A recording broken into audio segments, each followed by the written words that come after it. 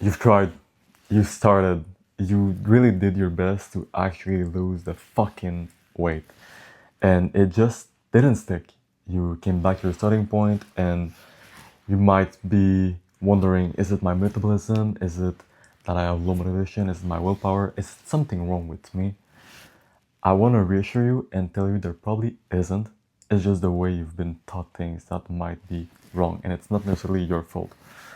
I personally work with desk workers who are trying their best to lose body fat. Let's get into it. I see patterns that are quite recurring, often for desk workers specifically.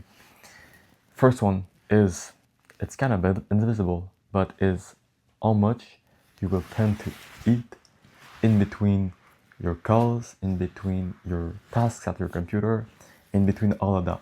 It's so easy to have a bag of chips right there, a soda can right there, and just chug it down during the day without even noticing it. Because your brain is going to crave some dopamine. It's normal. Computer work, sitting behind a computer, this is fucking boring most of the time for the human brain. So it tries to distract itself, and food is distracting, food is stimulating, food is fun.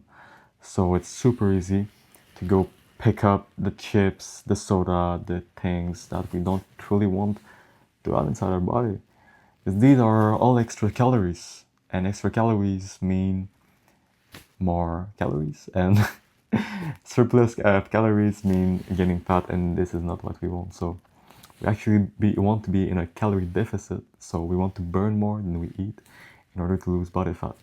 A tip I would suggest, if you tend to eat in between your calls or anything on your computer, try to brush your teeth and really take the time to pass the little thing in between your teeth. I don't know the term in English, but you know what I mean.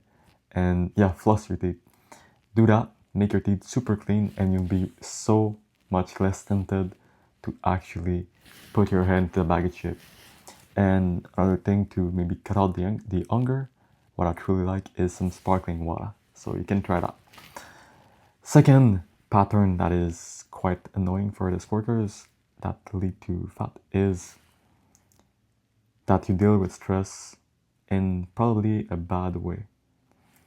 I get it, computer work, sitting down a lot, doing calls and all this shit, it can be quite stressful for you, for your brain, and it's not necessarily always fun. And that means you're probably gonna find a way to deal with the stress that is not necessarily optimal. It's often food at the end of the day that you just come back, you crash out on the couch, and then you wonder like, why the fuck am I addicted to food? You're not addicted to food, man. You're just addicted to dealing with the stress, which is just normal human behavior. And you're definitely more stressed than a janitor. You're definitely more stressed than someone who has a super relaxing job. This is not you. And your body doesn't know how to deal with that, so it turns to food. So what I would suggest to actually deal with the stress, it's really just about that. If you manage to deal with the stress well, you're gonna be less hungry, less tempted towards food. And it's about finding a way to do that. One way is meditation. It's kind of cringe, but it does work. Hot showers, for me, I find this truly helps. Doing some kind of fun sports, physical activity, and yeah, all of that truly helps to alleviate the stress. And you don't need to be always eating, even if your body tells you that. It's probably just because you're stressed as fuck. And the third one would be the restart cycle. Some people it starts on New Year, some people it starts on every single month, and most desk workers it starts on Monday. It's like every fucking week they start their week, they're trying to do their best, and they're just okay, I'm locking in this year. And then at the end of the week they just completely lose control on Fridays, Saturdays, and Sundays. They mess up their sleep because they go to bed later. Then since they messed up their sleep, they're gonna wake up and their hormones are gonna be messed up as well. So they're gonna be more tempted towards food. All this shit is scientific. And then since they're more tempted toward food, they eat more. And then if they eat more, it fucks up their sleep the next night.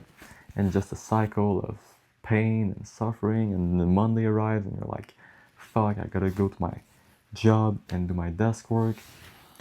But then, yeah, I had a shit night of sleep, so I guess I'll just willpower to the fat loss. And every time you come back to your starting point, which is being in a body that you don't truly appreciate. And I want to solve that. So if you need more tips about fat loss for desk workers, this is what I specialize in. I have a free thing that you can join, free training, free posture protocol, because your posture probably sucks a bit as well, for specific desk workers. Links in bio, link in the description. It's called Longevity School. It's super cool. I'll try to help you do your best and keep you accountable as well. So with that said, try to identify the patterns that happens within your body that are truly tough to deal with if you don't notice it as a desk worker. And if you actually identify them, it's a framework for all the other patterns. If you identify them and you know when they occur and you try to find a way to go around it, then I'm sure you will see progress in your weight loss journey. Have a good night.